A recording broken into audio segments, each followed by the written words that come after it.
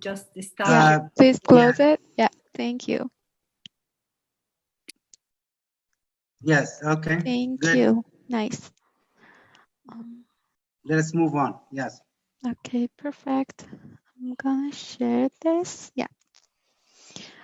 Hello everyone again.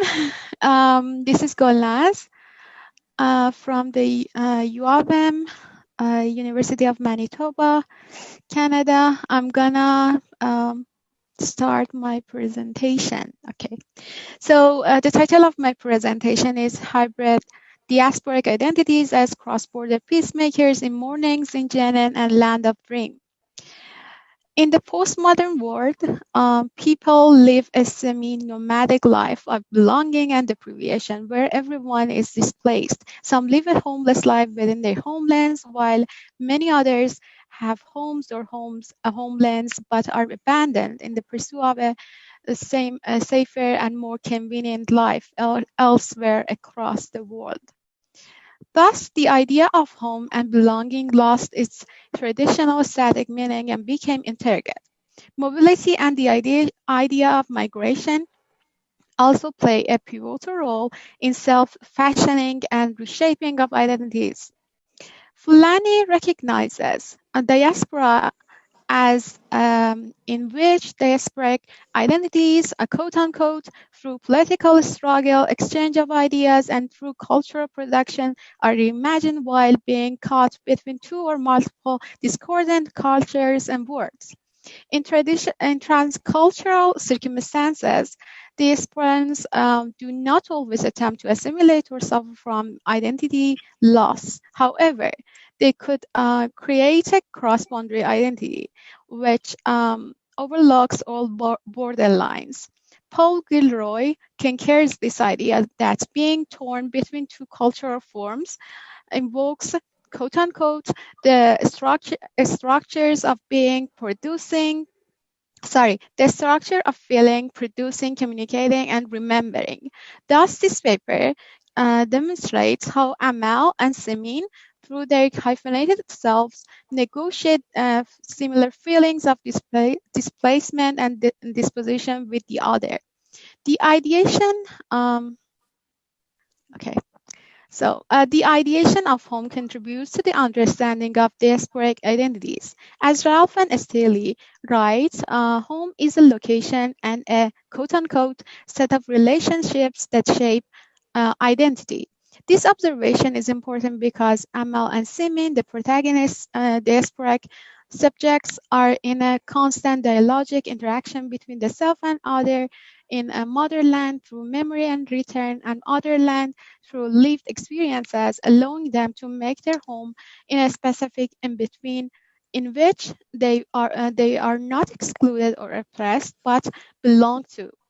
Through blurring the boundaries and crossing the borders, diasporic Middle Eastern women could understand people of both lands, homes, and home and host countries. Indeed, they disavow the Western racial dichotomized ideologies leading to hatred and conflict in the world. World War 1997 argues that migration is producing plural contested identities that are not located in one home, for there is more than one root or origin for their new unsettled and unsettling identities. Nevertheless, since a hybrid identity is fashioned in an interaction and a quote-unquote continuous dialogue between self and other, it is situated, constructed, and modified in a symbolic space and time that I refer to as imaginary geography. In other words, individuals with hyphenated identities create an in-between space for settling their multiple identities, whereby negotiations they make a peace between the culture of home and the culture of the host societies. This negotiation of identity between here and there is not creating a type of hybrid identity, but also a complementary one. In so doing, Amal, as a Palestinian American woman, cannot choose one land as home.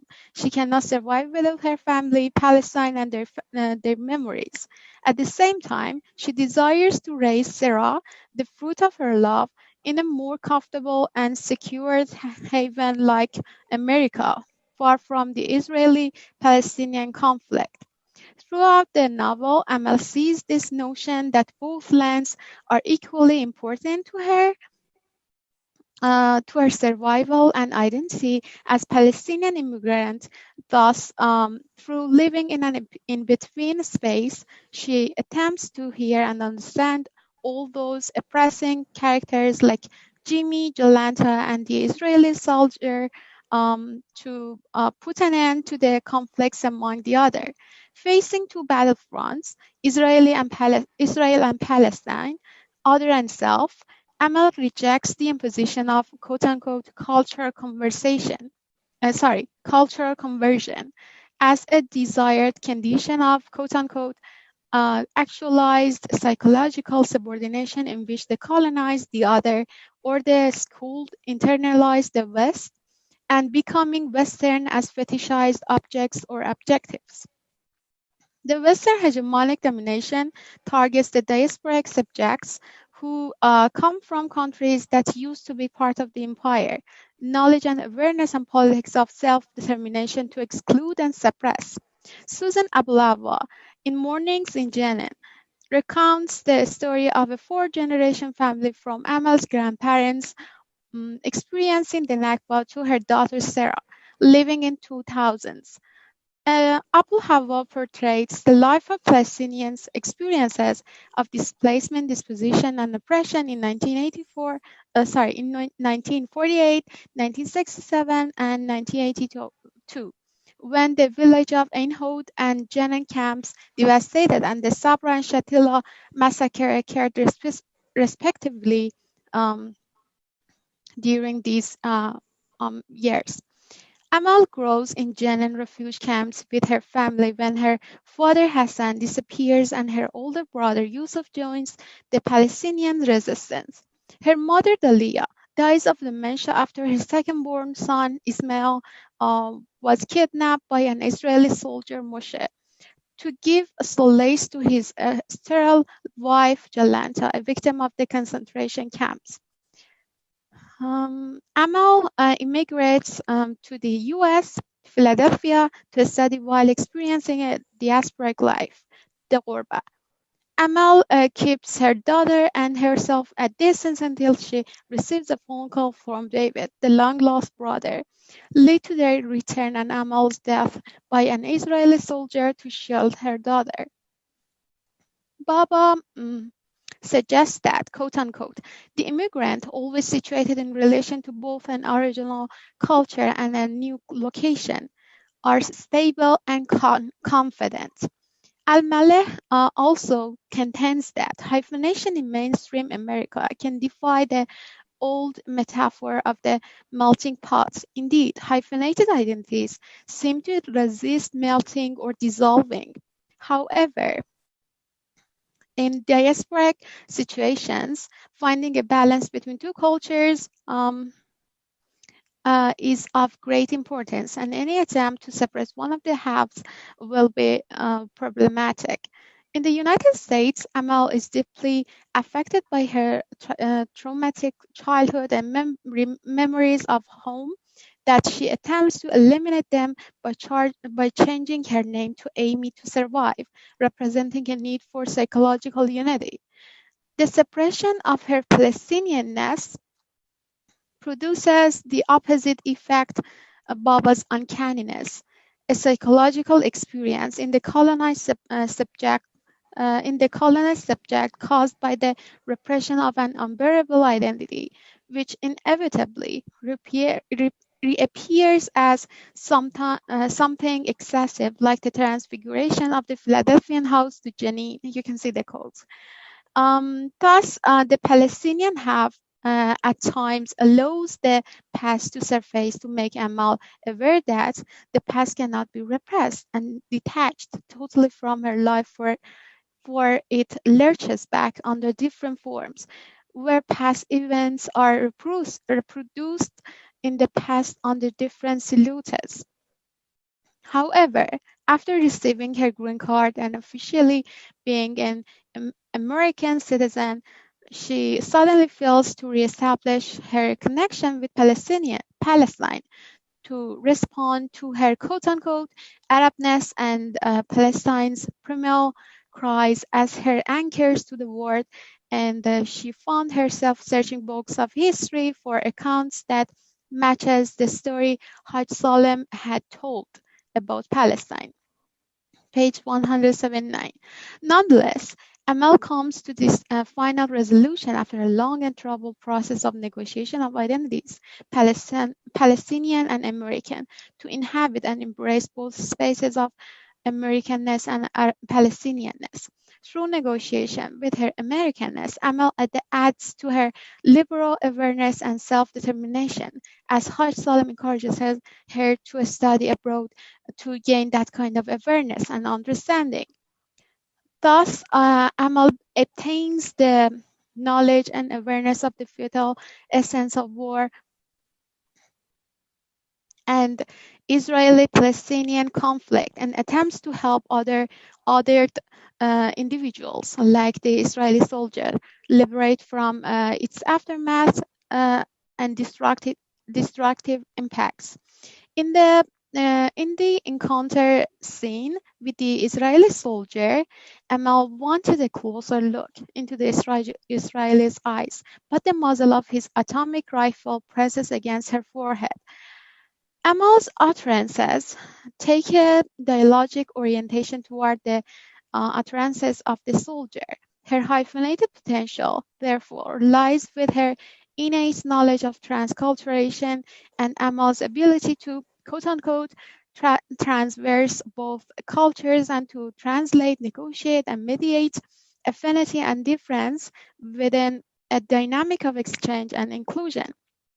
Amal's search for such a dialogic act potentially reflects further space positioning that encourages her to hear the other, the Israeli soldier, through the negotiations of cultural difference. Quote unquote. So this is an expert from the novel. The muzzle of this of soldiers' atomic rifle has been a hegemonic barrier attempts at blocking this negotiation space between Amal or self, and the soldier as the other. Amal elaborates on the soldier as a normal human being wearing contacts, but manipulated and brainwashed by the Western ideologies of war and domination, who is ready to kill. Amal's attempt to open up this negotiating space makes the soldier uneasy, who has not experienced looking at his victim like a normal human being before, by stating that, quote unquote, I'm afraid of death, perhaps because Amal knew from the soldier's blink that she would leave, since he may remove that borderline between himself and Amal. She closes her eyes, reborn and cold, still, pushing against her forehead. Amal felt the soldier's troubled soul amid the carnage around them. Page 9. Amal believes that the young soldier is quote unquote betrayed by his leaders, symbols, flags, war, and power. Her sympathetic remarks towards him are related to her negotiating selves that involves in a dialogic act between herself and the soldier to enunciate the meanings of the soldier's ideas, and then, quote unquote, at least two voices are heard simultaneously. She knows that the soldier has killed before and is suffering from the losses and dead faces haunting him. Her saying that, quote unquote, my eyes soft with a mother's love and a dead woman's calm weigh him down with his own power, and I think he will cry. Demonstrate that demonstrate Amal's affinity and internal mother love that she learned from the Leah, her mother, who loved beyond measure. As Yusuf, her brother, calls her quote unquote Amal with a long vowel of hope, she is full of love and hope for humanity. After Amal's death by another Israeli soldier from a watchtower, the soldier confesses in quote unquote broken English that he cannot shoot anymore, confirming Amal's success in negotiating and bridging the hegemonic gap between here and there. Additionally, Amal hears Jolanta, a Holocaust survivor who kidnapped her brother while suffering from quote unquote the horrors of genocide.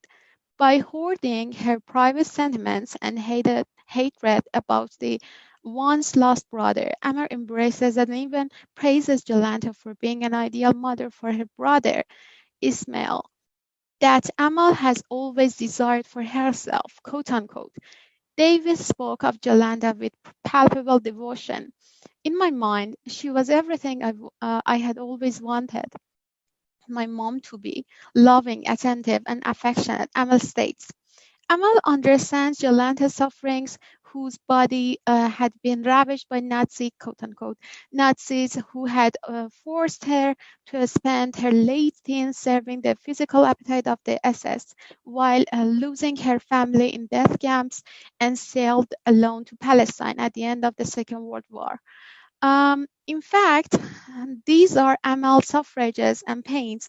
She has also lost her family members during the war and classified as other in a foreign land. Through the third space and dialogic negotiations, Amal sympathizes with Jolanta and who seeks refuge like other Jewish people suffering displacement. After considering this bitter irony that Dalia, um, Dalia suffered and underwent the same situation, Amal decides to put an end to the cycle of racial profiling and hatred by articulating a humanistic logic of comparing the same pains, and depicting Jolanta as self rather than other.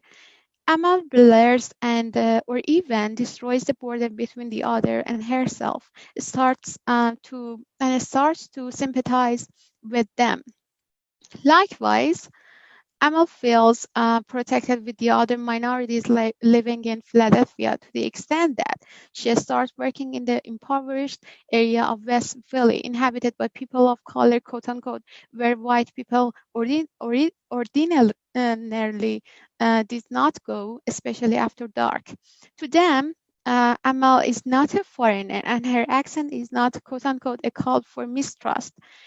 Amal also sees a myriad of similarities with Palestinians and learns that Blacks in a slave culture had given birth to rock and roll, a kidnapped race, displaced ones like a Middle Eastern Amal that came to define the entire culture with its music.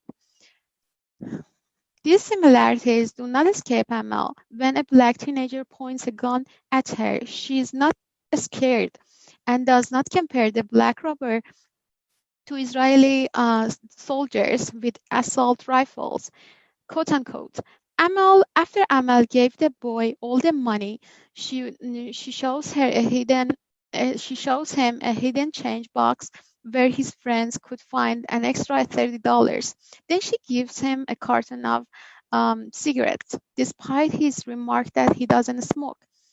What is outstanding about Amal as hyphenated existence is that she can bridge the chasm between the other and the self and overlooks the dichotomized differences.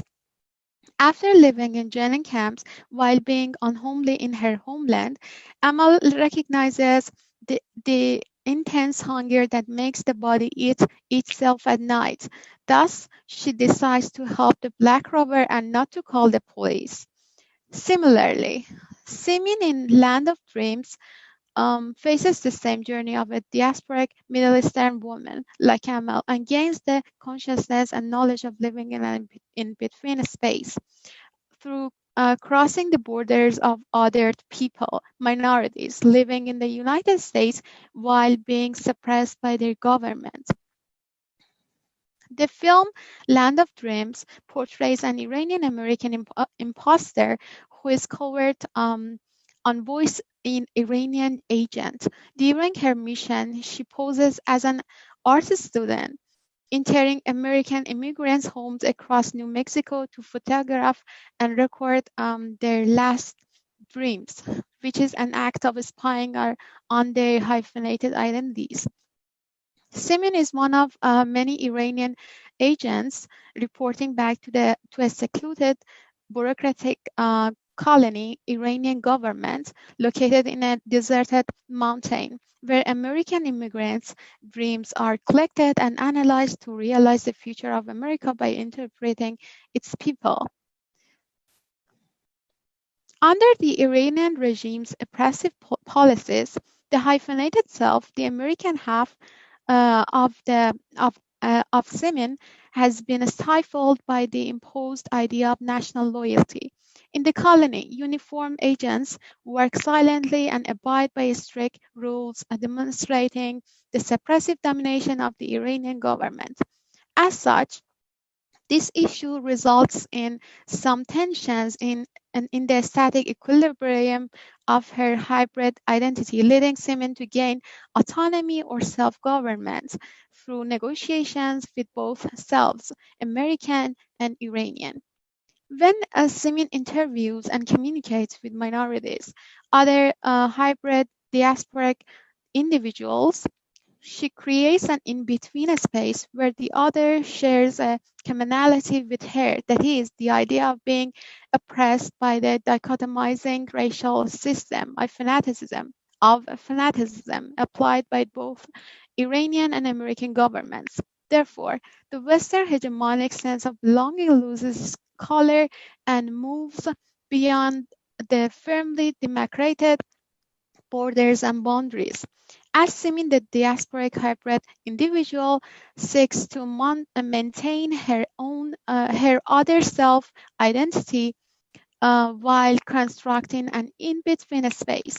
Consequently, when the third space as home within the third space as home, both the self and enemy or the other subjects question the limits and borders of their experiences and negotiate. Okay, Sorry. sure.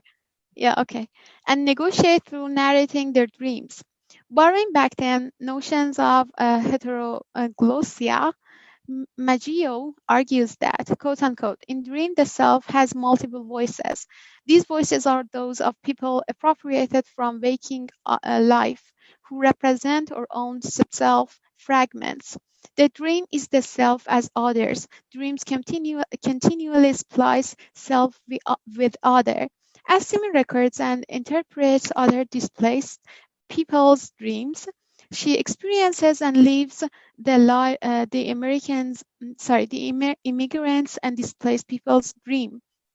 Simin makes record of their dreams of a displaced Bosnian American woman experiencing the Bosnian War and a U.S. atomic veteran who was a part of the U.S. military occupation force during the atomic detonation of Hiroshima and Nagasaki in 1945, which she starts to live their dreams about the war and atomic detonation. In these scenes, the border between dream and reality is blurred, and Simeon is caught between these worlds to the extent that the viewer cannot distinguish between reality or dream. Also, seminaries minorities dreams as if they are hers or they belong to her. After being arrested by the Iranian agents, while she was being interrogated by the Iranian leader, she just confesses everything as her own, as herself, rather than being others' imaginations or dreams. Catherine Pratt Ewing suggests that, quote unquote, the process of dreaming is a primary way in which individuals negotiate the experience of being caught between words and resynthesize self conceptions in their new situations. Therefore, through dreaming the other's dreams, Simin forms a negotiating space where she can understand herself and others' tensions of hybrid identities while deconstructing the hegemonic meta-narratives. Since the man as the cross-border is a violator of normative narratives, a boundary breaker, boundary crosser, and shapeshifter who defies essentialism and impose norms, and in diaspora subverts fixed attachments to national narratives or essentialist notions of return to origins. Consequently, by living between worlds, Simeon obtains the knowledge and consciousness of lands and their non-normative cultures, and then identified as a menace to both governments, Iran and the U.S. racial ideologies. Through adding racial, class, gender, and sexuality symbols of oppressing in different scenes of the film, Nishat unfolds Iran and the US government as the ultimate oppressors. In an interview with a Hispanic woman, barbed wire hangs on the room's wall as an ornament of an oppressive memory, which denotes the Trump administration's racial anti-immigrant rhetoric of constructing a wall on the US-Mexico border and installing razor-sharp concertina wire on it. Border people are affected by the US military surveillance to the extent that it has disrupted their ceremonial practices and hunting. Furthermore, the American Veterans Home reveals the institution of warfare and traumatized identity of a soldier during the World War II. In picture frames of the veteran and other American soldiers, they function as sacrificial victims through political and military leaders' hegemonic virtue of sacrifice, heroism, and patriotism, encouraging them to exert violence like the atomic bombs shows in the picture toward other lands. Thank you so much. So this is the end, I think.